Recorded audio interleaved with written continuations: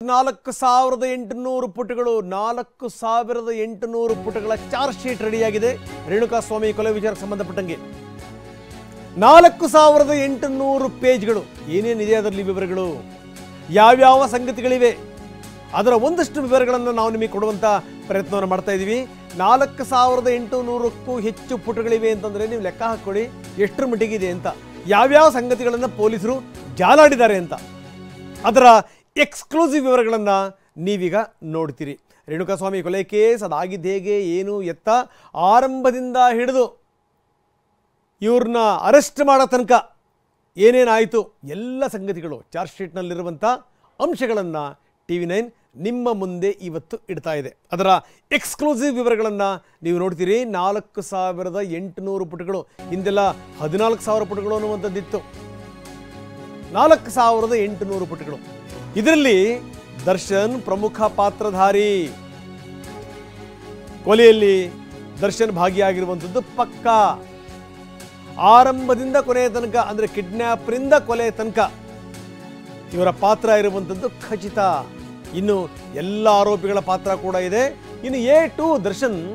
A1ಗೆ ಬಂದರೂ ಕೂಡ ಆಶ್ಚರ್ಯ ಇಲ್ಲ 17 ಜನರ ವಿರುದ್ಧದ ಆರೋಪಗಳಿಗೆ ಸರಿಯಾದಂಥ ಸಾಕ್ಷ್ಯಗಳು ಸಿಕ್ಕಿಬಿಟ್ಟಿವೆ ಹೀಗಾಗಿ ಯಾರೂ ಕೂಡ ತಪ್ಪಿಸಿಕೊಳ್ಳುವಂಥ ಪ್ರಶ್ನೆನೇ ಇಲ್ಲ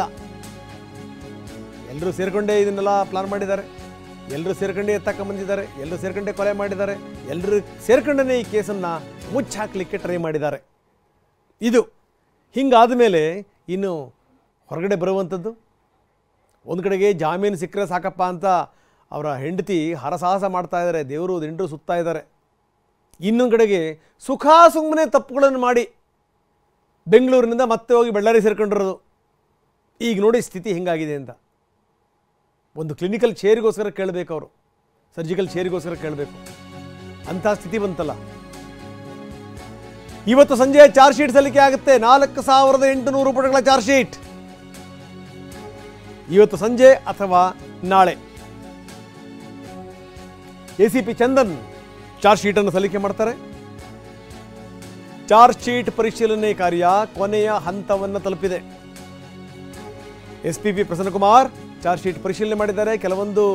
ಅಂಶಗಳನ್ನು ಬದಲಾಯಿಸಿ ಅಂತ ಕೂಡ ಹೇಳಿದ್ರಂತೆ ಸಣ್ಣ ಪುಟ್ಟ ಬದಲಾವಣೆ ಮಾಡಿದ್ದಾರೆ SPP ಬದಲಾವಣೆ ನಂತರ ಕೋರ್ಟ್ಗೆ ಚಾರ್ಜ್ ಶೀಟ್ ಸಲ್ಲಿಕೆ ಆಗುತ್ತೆ ಯಾಕೆ ಬದಲಾವಣೆ ಅಂದರೆ ಅದೇ ಅಂಶಗಳನ್ನು ಇಟ್ಕೊಂಡು ನಾಳೆ 10 ಪ್ರಶ್ನೆಗಳು ಬಂದುಬಿಡಬಾರ್ದು ಯಾಕೋ ಇದನ್ನು ನೋಡಿದ್ರೆ ಭಾಳ ಹೋಮ್ವರ್ಕ್ ಮಾಡಿಕೊಂಡು ಭಾಳ ಟೆಕ್ನಿಕಲಿ ಯಾವುದೇ ಎರರ್ಗಳಿಲ್ಲದೇ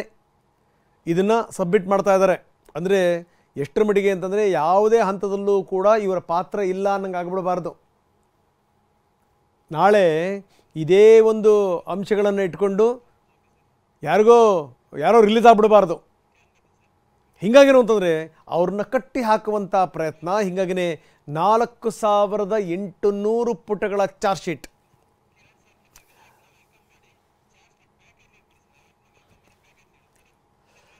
ಬನ್ನಿ ಇದಕ್ಕೆ ಸಂಬಂಧಪಟ್ಟಂಗೆ ಮಾತಾಡೋಣ ನಮ್ಮ ಕ್ರೈಮ್ ಹೆಡ್ ಕಿರಣ್ ಈಗ ನಮ್ಮೊಂದಿಗೆ ನೇರ ಸಂಪರ್ಕದಲ್ಲಿದ್ದಾರೆ ಅವ್ರ ಜೊತೆಗೆ ನಾನು ಮಾತಾಡ್ತೀನಿ ಯಾಕಂದರೆ 4800 ಪುಟಗಳ ಚಾರ್ಜ್ ಶೀಟ್ ಅಂತಂದ್ರೆ ಸಾಮಾನ್ಯ ಸಂಗತಿ ಅಲ್ಲ ಯಾವ್ಯಾವ ಅಂಶಗಳು ಅಡಕವಾಗಿವೆ ಅನ್ನುವಂಥದ್ದು ಅವ್ರದ್ದು ಕೇಳ್ತೀನಿ ಜೊತೆಗೆ ಸ್ಥಿತಿಗತಿಗಳು ಯಾವ ರೀತಿ ಇದೆ ನಿನ್ನೆ ರಾತ್ರಿ ನಿದ್ದೆ ಇಲ್ಲ ಊಟ ಇಲ್ಲ ಅಂಥ ಒಂದು ಸ್ಥಿತಿ ಶತಪಥ ಅಡ್ಡಾಡುವಂಥ ಸ್ಥಿತಿ ಇತ್ತು ದರ್ಶನ್ಗೆ ಯಾಕಂದರೆ ಸಹಜವಾಗಿಯೇ ಚಾರ್ಜ್ ಶೀಟ್ ಸಲ್ಲಿಕೆ ಆಗ್ತಿರುವಂಥ ಸಂದರ್ಭದಲ್ಲಿ ಇನ್ನೇನೇನು ಮೈ ಮೇಲೆ ಬಂದುಬಿಡುತ್ತೋ ಅನ್ನುವಂಥ ಭಯ ಆತಂಕ ಅತ್ಯಂತ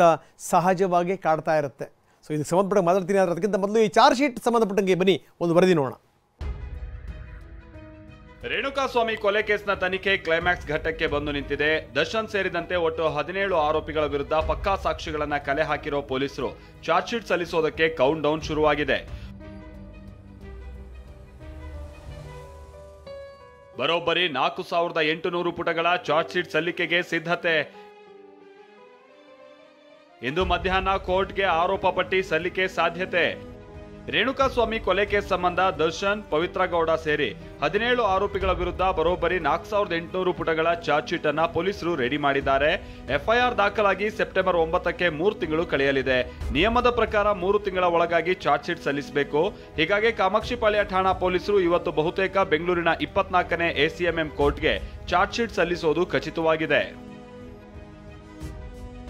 A2 ಆಗಿದ್ದ ದಾಸ ಈಗ A1 ಚಕ್ರವರ್ತಿಗೆ ಮತ್ತಷ್ಟು ಕಂಟಕ ರೇಣುಕಾಸ್ವಾಮಿ ಕೊಲೆ ಕೇಸ್ A2 ಆಗಿದ್ದಂತ ದರ್ಶನ್ ಅವರನ್ನ ಆರೋಪ ಪಟ್ಟಿಯಲ್ಲಿ A1 ಮಾಡಲಾಗಿದೆಯಂತೆ. ಇದರಿಂದಾಗಿ ದಾಸನಿಗೆ ಕಾನೂನಿನ ಕುಣಿಕೆ ಮತ್ತಷ್ಟು ಬಿಗಿಯಾಗಿದೆ. ಹಾಗಾದ್ರೆ ಕೊಲೆ ಕೇಸ್ನಲ್ಲಿ ದರ್ಶನ್ ಹಾಗೆ ಇತರ ಆರೋಪಿಗಳ ಪಾತ್ರ ಏನು? ಚಾರ್ಜ್ ಶೀಟ್ ನಲ್ಲಿ ದರ್ಶನ್ ಅಂಡ್ ಗ್ಯಾಂಗ್ ವಿರುದ್ಧವಾಗಿ ಏನೆಲ್ಲ ಸಾಕ್ಷಿಗಳನ್ನ ಉಲ್ಲೇಖಿಸಲಾಗಿದೆ ಅನ್ನೋದರ ಪಿನ್ ಟು ಪಿನ್ ಡೀಟೇಲ್ಸ್ ನೋಡೋದಾದ್ರೆ, ರೇಣುಕಾಸ್ವಾಮಿ ಕೊಲೆ ಕೇಸ್ನಲ್ಲಿ ದರ್ಶನ್ A1 ಆಗಿದ್ದಾರೆ. ಚಿತ್ರದುರ್ಗದಿಂದ ಬೆಂಗಳೂರಿಗೆ ಕರೆಸಿದ್ದು, ಪಟ್ಟಣಗೆರೆ ಶೆಡ್ ನಲ್ಲಿ ರೇಣುಕಾಸ್ವಾಮಿ ಮೇಲೆ ಬಾಣಾಂತಿಕ ಹಲ್ಲೆ ಮಾಡಿದ್ದು, ರೇಣುಕಾಸ್ವಾಮಿ ಶವ ಸಾಗಿಸೋದಕ್ಕೆ ಸೂಚನೆ ನೀಡಿದ್ದು, ಹಣ ಕೊಟ್ಟು ಪ್ರಕರಣ ಮುಚ್ಚಾಕಿ ಪರಾರಿಯಾಗೋದಕ್ಕೆ ಯತ್ನಿಸಿದ್ದಾಗಿ ಉಲ್ಲೇಖಿಸಲಾಗಿದೆ. ಅಲ್ಲದೆ ಕೊಲೆ ಸಂಚು, ಕಿಡ್ನಾಪ್, ಸಾಕ್ಷ್ಯ ನಾಶ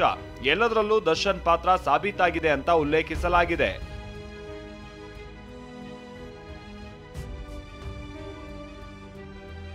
ಇನ್ನು ರೇಣುಕಾಸ್ವಾಮಿ ಕರೆತರೋದ್ರಿಂದಾಗಿ ಸರೆಂಡರ್ ಮಾಡಿಸೋ ತನಕ ಪ್ರತಿ ಹಂತದಲ್ಲೂ ದರ್ಶನ್ ಪಾತ್ರದ ದಾಖಲೆಗಳ ಸಮೇತವಾಗಿ ಪೊಲೀಸರು ಸಾಕ್ಷ್ಯಗಳನ್ನ ಕಲೆ ಹಾಕಿದ್ದು, ಅದರ ವಿವರ ನೋಡೋದಾದ್ರೆ, ಪವನ್ಗೆ ಹೇಳಿ ಚಿತ್ರದುರ್ಗದಿಂದ ರೇಣುಕಾಸ್ವಾಮಿಯನ್ನ ಬೆಂಗಳೂರಿಗೆ ಕರೆಸಿದ್ದು, ಪವನ್ ರಾಘವೇಂದ್ರಗೆ ಹೇಳಿ ರೇಣುಕಾಸ್ವಾಮಿ ಕಿಡ್ನಾಪ್ ಮಾಡಿಸಿದ್ದು, ದರ್ಶನ್ ಬಟ್ಟೆ ಮೇಲೆ ರೇಣುಕಾಸ್ವಾಮಿ ರಕ್ತದ ಕಲೆಗಳು ಸ್ಟೋನಿ ಬ್ರೂಕ್ ಪಬ್ ನಲ್ಲಿ ಕುಳಿತಿದ್ದು, ನಂತರ ಪವಿತ್ರ ಮನೆಗೆ ಹೋಗಿದ್ದು, ಪವಿತ್ರ ಅವರನ್ನ ಕರೆದುಕೊಂಡು ಪಟ್ಟಣಗೆರೆ ಶೆಡ್ಗೆ ಹೋಗಿದ್ದು, ರೇಣುಕಾಸ್ವಾಮಿ ಮೇಲೆ ಹಲ್ಲೆ ಮಾಡಿ ಪಬ್ಗೆ ಬಂದಿದ್ದು, ಪಬ್ ನಲ್ಲಿ ಇರುವಾಗ ರೇಣುಕಾಸ್ವಾಮಿ ಫೋಟೋ ಬಂದಿದ್ದು, ಮತ್ತೆ ಪಬ್ ನಿಂದ ಪಟ್ಟಣಗೆರೆ ಶೆಡ್ಗೆ ಹೋಗಿದ್ದು, ಪಬ್ ನಿಂದ RR ನಗರ ಮನೆಗೆ ಬಂದು ಬಟ್ಟೆ ಬದಲಿಸಿದ್ದು, ಬೆಳಗ್ಗೆ ಬನಶಂಕರಿ ವಿಜಯಲಕ್ಷ್ಮಿ ಮನೆಗೆ ಹೋಗಿದ್ದು, ವಿಜಯಲಕ್ಷ್ಮಿ ಅವರ ಮನೆಯಲ್ಲಿ ಪೂಜೆಯಲ್ಲಿ ಭಾಗಿಯಾಗಿದ್ದು, ವಿಜಯಲಕ್ಷ್ಮಿ ಅವರ ಮನೆಯಲ್ಲಿ ಶೂ ಬಿಟ್ಟು ಹೋಗಿದ್ದು, ಮೈಸೂರಿನ ಫಾರ್ಮ್ ಹೌಸ್, ನಂತರ ಹೋಟೆಲ್ಗೆ ಹೋಗಿದ್ದು, ಹೋಟೆಲ್ನಿಂದ ಶೂಟಿಂಗಿಗೆ ಹೋಗಿದ್ದು, ಮತ್ತೆ ಹೋಟೆಲ್ಗೆ ಬಂದಿದ್ದು, ಇದೆಲ್ಲದರ CCTV ದೃಶ್ಯಗಳು ಟವರ್ ಲೊಕೇಶನ್ಗಳಿಗೂ ಹೋಲಿಕೆ ಆಗಿದೆ. ಪ್ರತಿ ಹಂತದಲ್ಲೂ ದರ್ಶನ್ ಅವರನ್ನ ನೋಡಿದಂತ ಐ ವಿಟ್ನೆಸ್ ಹೇಳಿಕೆಗಳನ್ನ ಉಲ್ಲೇಖಿಸಲಾಗಿದೆ. ನಟ ಚಿಕ್ಕಣ್ಣ ಸೇರಿದಂತೆ ಅನೇಕ ಸಾಕ್ಷ್ಯಗಳ ಹೇಳಿಕೆಯನ್ನ ಉಲ್ಲೇಖಿಸಲಾಗಿದೆ. ಇನ್ನು ದರ್ಶನ್ ವಿರುದ್ಧ ಆರೋಪಿಯೋರ್ವ ಹೇಳಿಕೆ ನೀಡಿರೋದು, ಪ್ರದೋಷ್ ಮೊಬೈಲ್ ನಲ್ಲಿ ಘಟನೆಗೆ ಸಂಬಂಧಪಟ್ಟಾಗಿನ ವಿಡಿಯೋವನ್ನ ಚಾರ್ಜ್ ಶೀಟ್ ನಲ್ಲಿ ಮೆನ್ಷನ್ ಮಾಡಲಾಗಿದ್ದು, ಫೋನ್ ಕಾಲ್, ಚಾಟಿಂಗ್ ನಲ್ಲಿ ಕೊಲೆ ಸಂಚಿನ ಮಾಹಿತಿ ಕೂಡ ಲಭ್ಯ ಆಗಿದೆ. ಇದಲ್ಲದೆ 3 ಆರೋಪಿಗಳನ್ನ ಸರೆಂಡರ್ ಮಾಡಿಸೋದಕ್ಕೆ ಮನವೊಲಿಸಿದ್ದು, ಅವರಿಗೆ ಹಣ ಕೊಟ್ಟಿದ್ದು ಎಲ್ಲವನ್ನು ಚಾರ್ಜ್ ಶೀಟ್ ನಲ್ಲಿ ಉಲ್ಲೇಖಿಸಲಾಗಿದೆ. ಒಟ್ನಲ್ಲಿ A1 ಆರೋಪಿಯಾಗೋದು ಖಚಿತವಾಗಿದ್ದು, ಕಾನೂನಿನ ಕುಣಿಕೆ ಮತ್ತಷ್ಟು ಬಿಗಿಯಾಗೋದು ಪಕ್ಕಾ ಆಗಿದೆ. ಶಿವಪ್ರಸಾದ್, TV9 ಬೆಂಗಳೂರು.